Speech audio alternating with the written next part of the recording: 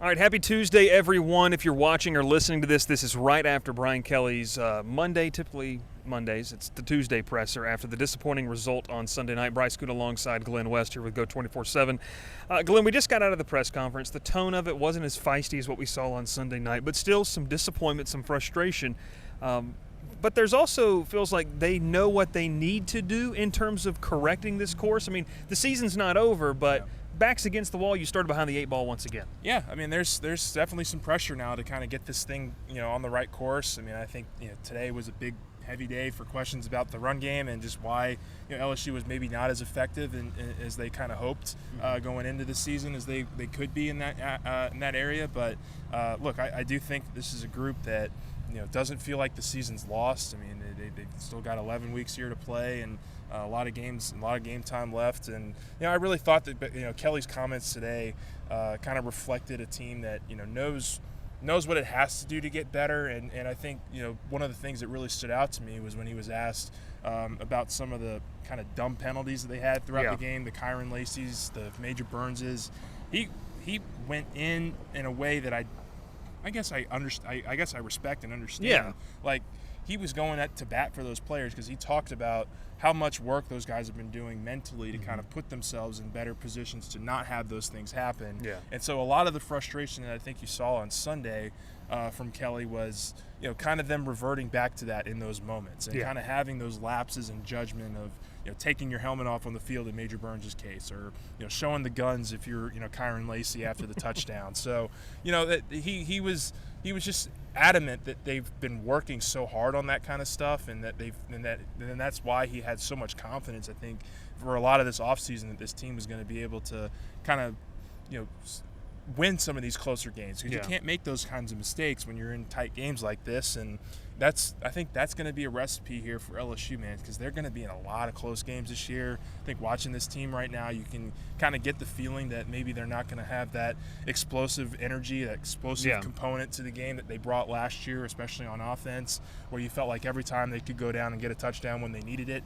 I don't think you get that same feeling after watching one game of this season. So you can expect a lot more tighter games, a lot of situations here where it could come down to the fourth quarter, and LSU just did not get it done against USC in that fourth quarter in week 1. But like I said, they have 11 more games here to try to get this thing fixed. Yeah, the margin of error that they had last year offensively is probably not there. Still can be a very, very good offense. Kelly listed off a couple of the numbers. He mentioned, some injuries. We'll see. I don't know the clarification on Chris Hilton, exactly what it is. You kind of asked the injury report, and then I asked, and we still didn't get a clear answer other than the fact that it sounds like Kelly's not going to want to put him out there until he is 100%. And we know what Chris Hilton can be, and for him to be that, he's got to be close to 100%. But Kyle Parker injures his UCL. They don't know the timetable, but doubtful for this week against Nicholls.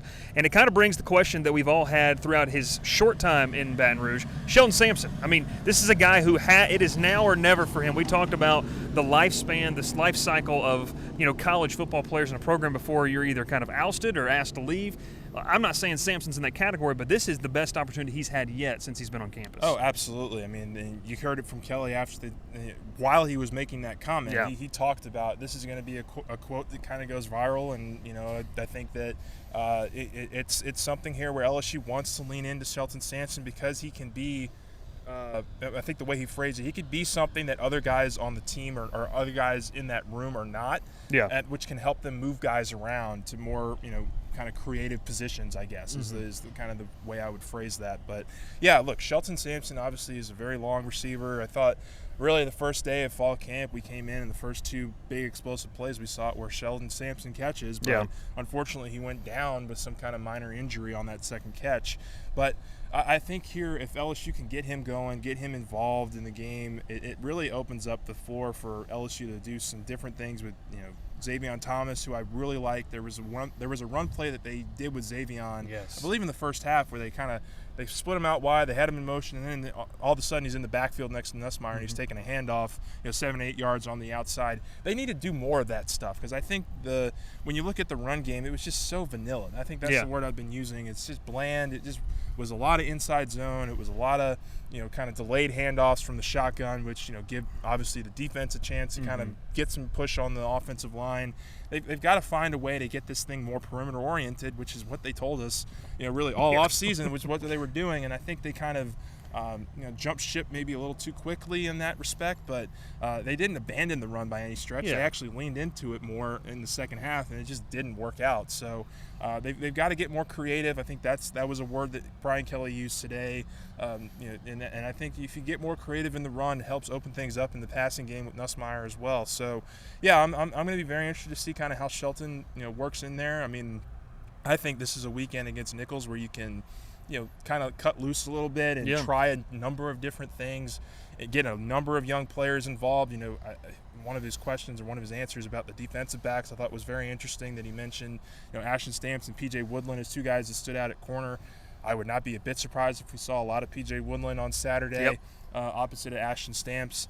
At safety, he said they need to get more production out of that room.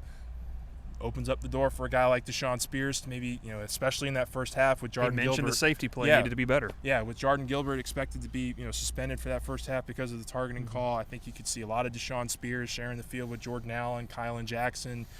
So I think you could see some changes here in the secondary, and we'll see if that sticks. But I thought that, overall the message was, we're not abandoning ship here. Yeah. We still got a long season to play, and I think LSU is going to try to really come out and make a couple statements, because Brian Kelly did say that the biggest improvement you can see from a team is from week 1 to week 2. We'll see if that proves true. Yeah, just kind of wrap it up here. I mean, a lot of fans might ask the question, well, what does a win against Nicholls, do for you? I mean, you're expected to win the game. Much like last season when LSU, beat Grambling very bad after that disappointing week 1 loss to Florida State. But this is what I would kind of say, Glenn, is that this is the game where you can find out what you have in Deshaun Spears from a communication, from his comfortability.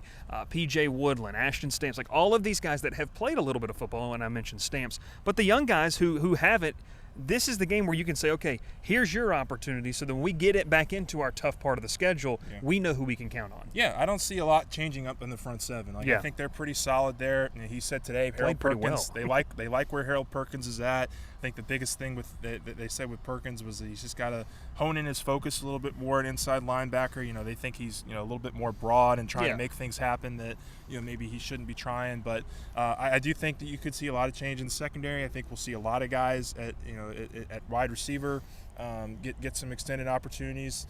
I'd love to see them throw a target or two at Kamorian Pimpton and Trey'Dez Green. Pimpton had the one catch there that got him close to the first down, but then they got stuffed on the 3rd and 1. That's the one play that I keep going back to that I think LSU wishes they could probably have back in that game. But yeah, look, I think there's a lot of opportunity this week to kind of learn more about some of the younger pieces on this roster, and we'll see if LSU leans into those guys, because I do think that there's been some good things from that group throughout the fall, but you just need those opportunities to go out there and need those game reps to kind of prove that you belong and deserve a little bit of an extended look as we head into SEC play in a couple weeks with South Carolina. Yeah, it's going to be here before we know it. Glen West, my name is Bryce Koon. Kind of that rapid reaction from the Brian Kelly not post game, Monday, technically Tuesday presser.